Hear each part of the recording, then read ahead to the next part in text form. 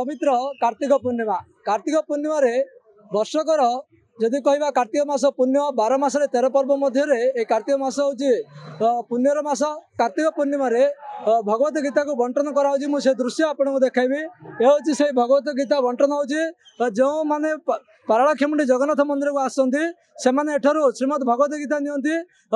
जदि कहवा समस्त को मागणार भगवत गीता बंटन कराऊँ जेहेतु हिंदू धर्म प्रचार प्रसार ये बंटन होची। आम आलोचना करिया आगे आपण को खबर ओडिशा स्वागत। आपण परिचय मैं परमहंस स्वामी कृष्णानंद सरस्वती ऋषिकेश आसती। ये गोटे आश्रम बनई तार नाम स्वराज सिद्धि ब्रह्म विद्यापीठ।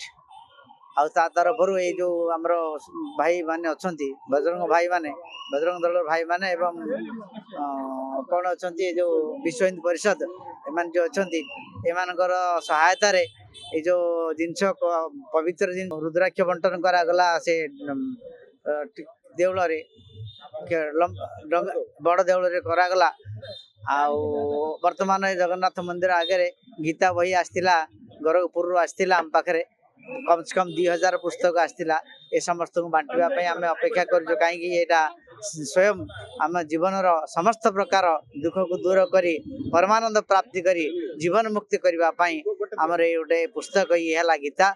बहुत सहज सर्व उपनिषद गाथा आमर 1180 उपनिषद रही 80 उपनिषद रु सबुर सार तत्व ये गीता बही अच्छी। तेणु मुझे आशा करुच्ची आपण मैंने निश्चित भाव में आगे पढ़ी उपकृत हे।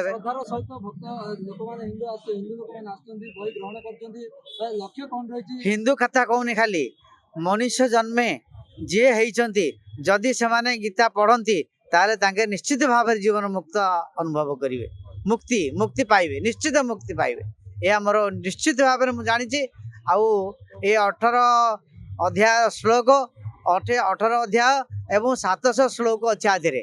तेणु आपको अब प्रति मुहूर्त आप पढ़िया चेष्टा करेंगे। कार्तिक पूर्णिमा उपलक्षे महाराज जो गीता बही बांटुंट ज्ञान को बांटुंट बही बांटू ना जेहेतु समस्त पाखे घर घर जन समस्त घरे पहुँचो गीता बही से समस्ते अध्ययन करेंगे प्रतिदिन सका माने अध्ययन करने द्वारा आमर से कौन माने गीता कौन पिला जानू ना वर्तमान जुग में खाली टीवी मोबाइल देखुं मात्र गीता किए कौन गीतार केते श्लोक अच्छी केते अध्याय अच्छी किए भी जानी ना।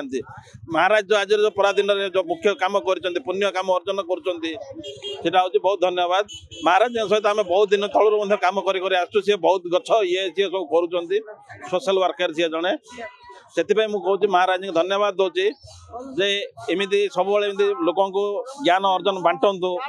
आलोचना करते बर्तमान आधुनिक जुगे जदि कह युवपीढ़ी जदि कह आमर पुराण शास्त्र ठार दूरे रोता बेले समस्त पाखे किभली भगवत गीता पहुँचो जदि कह कृष्णानंद सरस्वती से एठार आसी पारालाखेमुंडी जगन्नाथ मंदिर निकट में आज श्रीमद भगवत गीता जदि कह 2000 अधिक बही बंटन कर भगवत गीता को पठन करवा यह ही मूल लक्ष्य। गजपति हेमंत प्रधान खबर ओडिशा।